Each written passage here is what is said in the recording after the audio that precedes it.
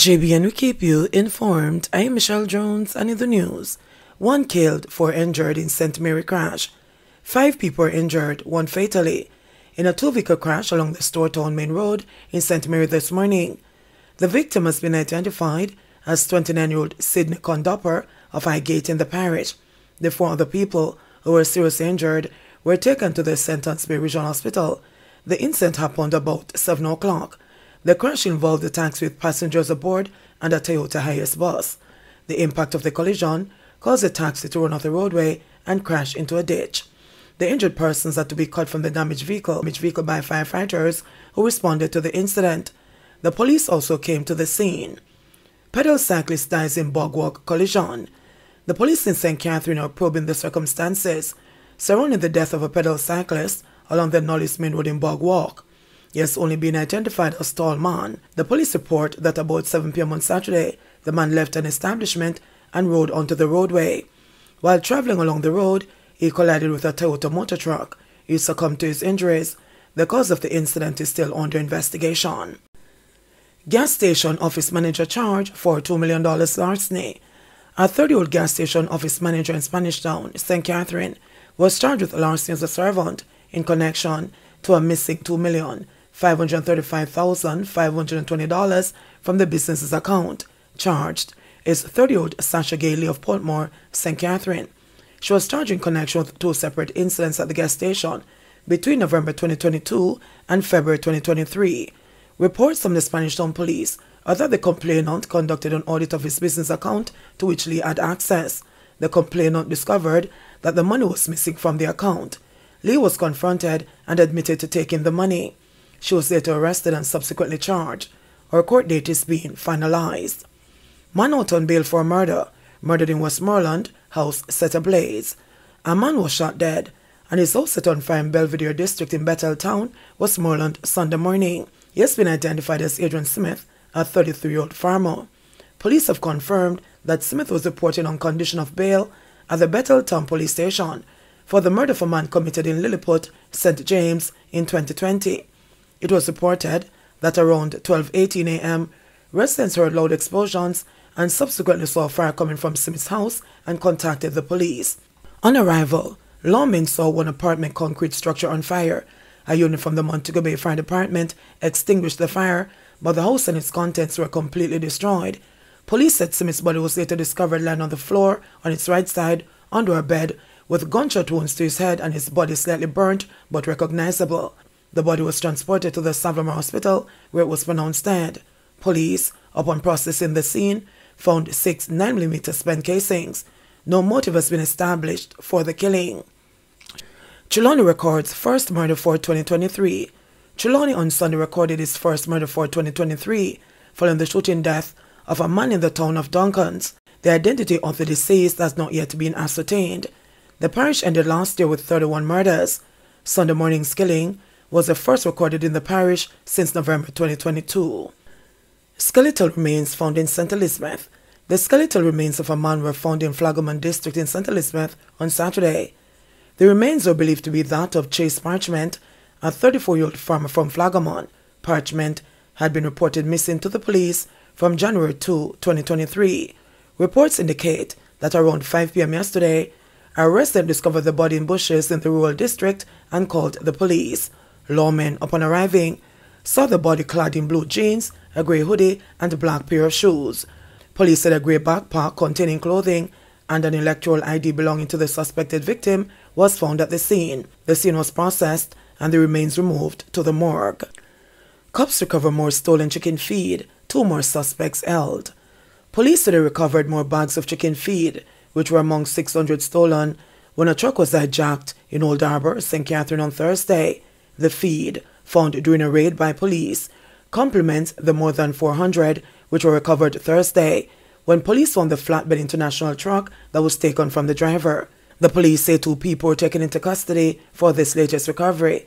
This brings to 3 the number of suspects now held in connection with the robbery. Information received is that about 3:20 p.m. today, a police team carried out a snap raid on Bond Street, Kingston 14. There, 62 bags of stolen chicken feed were found inside a house, with an undetermined amount seen inside a bus used to transport them to the location. Police had reported that the truck was transporting 600 bags of chicken feed and fertilizer to Spalding, Clarendon, when occupants in a grey motor car signaled to the driver that he had an oil leak along the Old Harbour Main Road. The driver pulled over and made checks, but saw no oil leaking from the truck. When he attempted to reboard the vehicle, 2 men accosted him. They tied him up and placed him inside the truck, then drove the vehicle away. The robbers reportedly drove the truck to a location on East Road, Kingston 12, where men were waiting. The men, the police said, unloaded some of the goods from the truck. A team from a popular security company responded to the robbery and went to the area. Upon seeing the security guards, the men made their escape in several motor vehicles.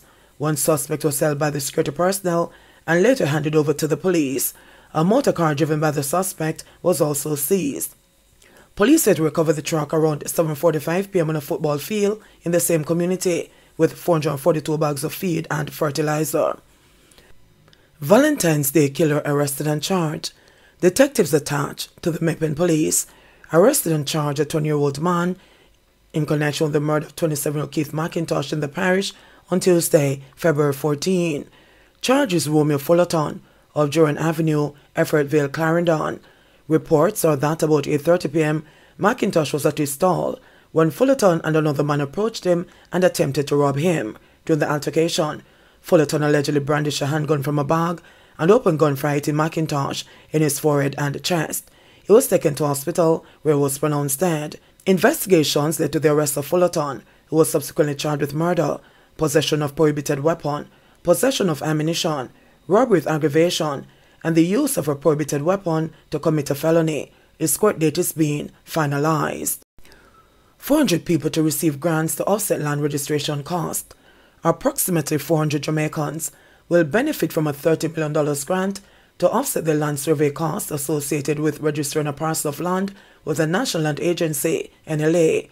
Persons will be able to access up to $75,000 under the 3-year partnership between the VM Group through the VM Foundation and the NLA. The program will roll out in April in the NLA's Land Administration Management Division project areas. These are the parishes of St. Mary, Portland and St. Thomas, Nagohead in St. Catherine, and Tel Aviv, Southside, Rose Gardens, Rosetown, Golden Spring, Rose Island Tavern, and its environs in Kingston. Eligible applicants should not have lands exceeding 5 acres and will be contacted by the NLA. At the signing ceremony for the arrangement held at Jamaica House on Friday, Prime Minister Andrew Holness welcomed the partnership in moving forward Jamaica's land registration numbers. He noted that the grant will address one of the impediments to persons formalizing land ownership. The land survey can be a bit costly and is probably the hurdle that prevents most people from going through this process, he contended. I'm hoping that other mortgage companies will see the wisdom of partnering with the NLA and come on board as well, he added. President and Chief Executive Officer of VM Group, Courtney Campbell, noted that last year, the institution disbursed over $19 million in new mortgages to help Jamaicans acquire their own home. He noted that there are thousands who are in the informal economy who need assistance to get formalized. Sponsoring the survey costs in the land titling process is aligned with our commitment to mutuality because this is about working collaboratively to make the wider community flourish, he said. The Land Administration and the Management Division of the NLA is responsible for assisting persons to obtain a registered certificate of title and updating existing registered titles in the designated project areas. Spencer and Jess launched campaigns for St. Elizabeth seat.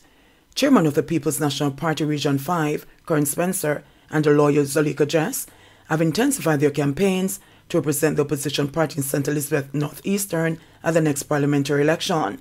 In recent months, both had suggested their interest in contesting the seat, which has since led them to apply to be the party's representative. They have ramped up their campaigns in recent weeks.